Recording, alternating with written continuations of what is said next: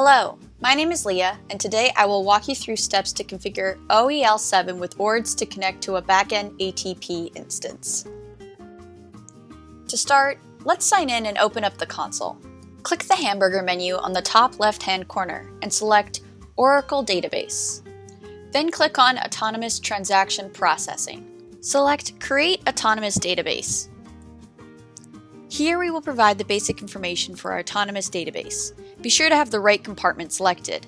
Give a display and a name for the database, and make sure that Transaction Processing is highlighted.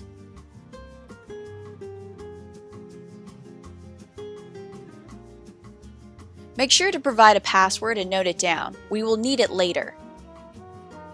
And click Create Autonomous Database at the bottom of the page. You'll be brought to the Autonomous Database Details page, and after a few moments, your database will turn from provisioning to available. We're going to quickly go through and set up our Apex workspace that we'll access later in this video.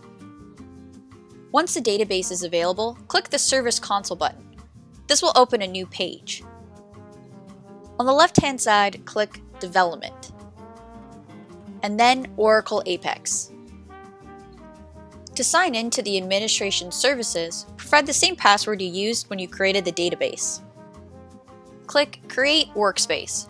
Provide a database user, password, and workspace name, and click Create Workspace. Be sure to note these details down. We're going to need them later on in this video.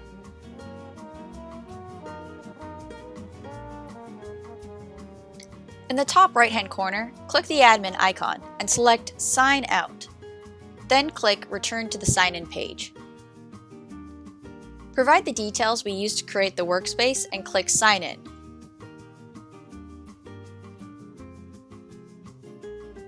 Congratulations, we have successfully created and signed into our workspace. We will use the same workspace later on in our video.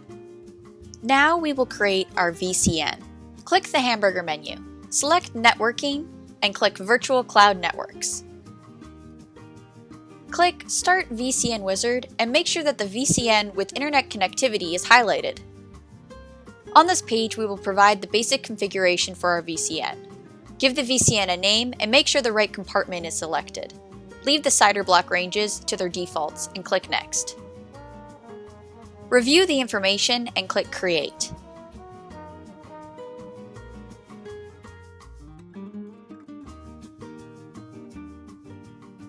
You will be brought to the Virtual Cloud Network Details page.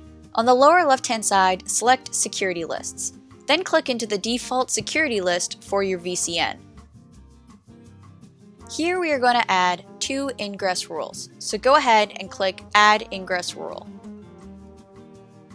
Give the provided source CIDR range and a destination port range as 8443.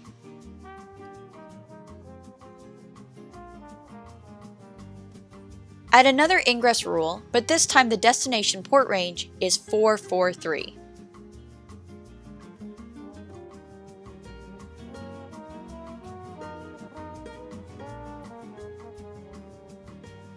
Next, we're going to create our compute instance. So click on the hamburger menu, navigate to Compute, and select Instances. Click Create Instance. Give the instance a name, select an availability domain, and select the shape Oracle Linux 7.9 Virtual Machine. Select the network that we just created along with its subnet. Here you can choose to generate a key pair or upload your own public key. I've uploaded my public key. Click Create. After a few moments, your instance will turn from provisioning to running. Now we will create our load balancer. Click the hamburger menu, scroll to Networking, and select Load Balancers. Click Create Load Balancer. Give the load balancer a name, and select Public, and also Reserved IP Address. Click Create New IP Address and give the public IP a name. Select the compartment you would like the load balancer to live in. Select Dynamic Shape. The amount of traffic you anticipate for your application will dictate the size of bandwidth shape for your load balancer. Also select the VCN and subnet you created in previous steps and click Next. select Weighted Round Robin and click on Add More Backends. Check the compute instance you created earlier and Add to Backends. Specify the protocol to TCP and port 8443 and click Next. To specify our listener configuration, we're going to select TCP and specify port 443 and click Submit at the bottom of the page. Click into our load balancer. Scroll down and on the left-hand side, select Backend Sets. Click into our backend set. On the left-hand side, click Backends. Select the IP address, click Actions, and choose Edit. Enter 8443 for the port and click Save Changes. Now we are going to SSH into our virtual machine. To do this, we need its public IP address. Click the hamburger menu, navigate to Compute, and select Instances. Click into our Compute instance, and here you will find its public IP address. From your local machine, SSH into your compute instance.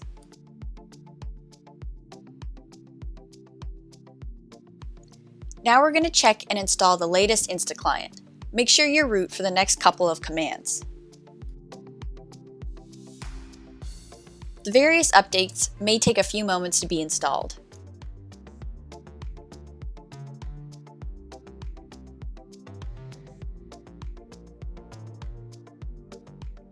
Make sure to locate all the InstaClient versions and remove them if there's an older version installed. Otherwise, install the newer version. Install Java, SQL, CL, and ORDS.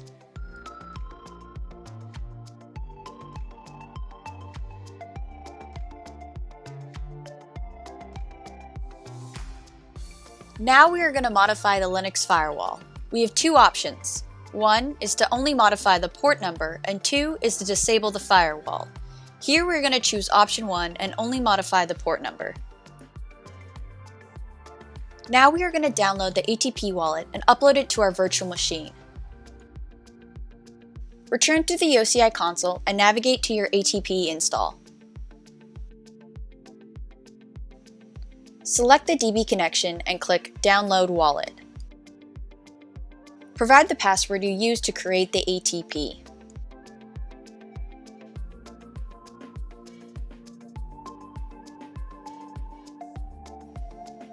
Open a new terminal on your local machine and push the wallet into the OPC user from that machine. Go back to your SSH session to the compute instance. Make sure that you are the OPC user and unzip the wallet into the SQL install for using. The following actions need to be done as root user. Create a symbolic link to the InstaClient.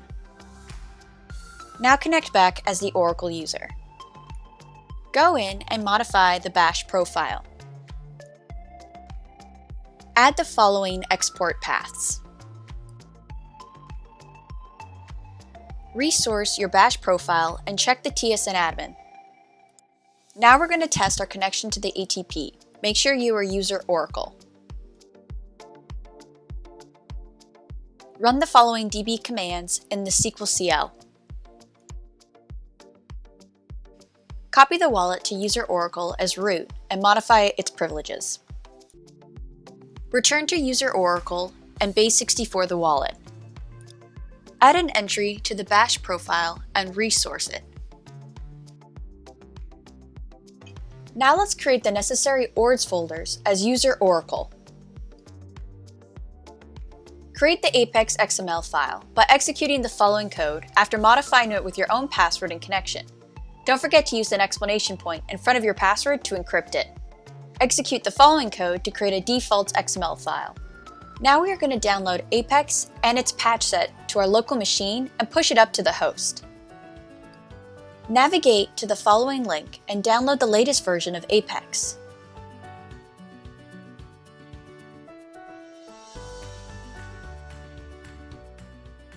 From your local machine, push the download to your instance.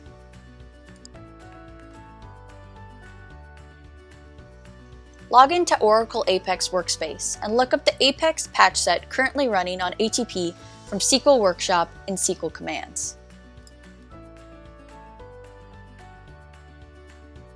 Copy the patch number and search it in the following link.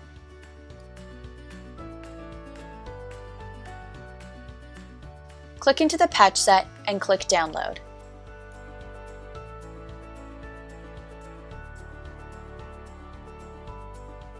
Navigate back to your local machine and upload it to the Compute VM.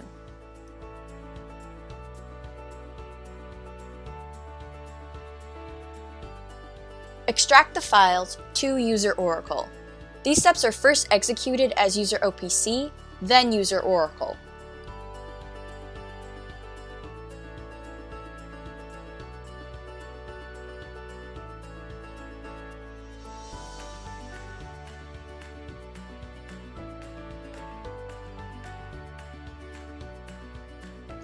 Now we are going to create the necessary certs for the SSL. We're going to first create a directory.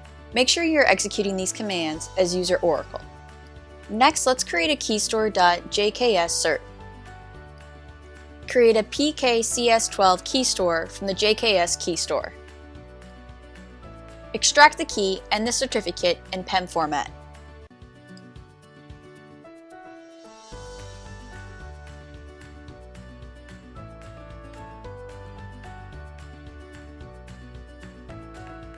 Convert them to dir format. You should see these files at the end. Note, file names may change. Now we're going to add the index.html to test.doc_root. Test the document root directory by executing the following code.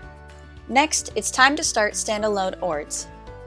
Get your hostname, then start ORDS. Be sure to execute these commands as User Oracle. During the props, enter the following responses.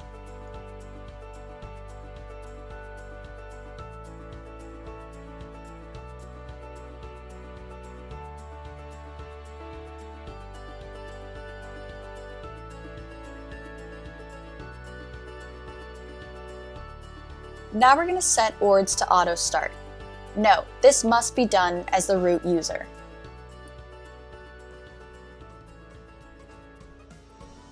Now we're going to go to the website and test and see if all our configuration has worked.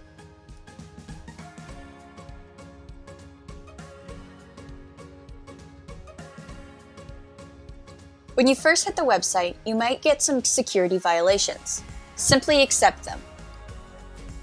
Great, we can see that all our configuration has worked. Now let's sign into our workspace. We can also access this workspace by using the IP address of our load balancer we created back in the beginning. Thank you for watching this video. My name is Leah, and I hope this has been helpful.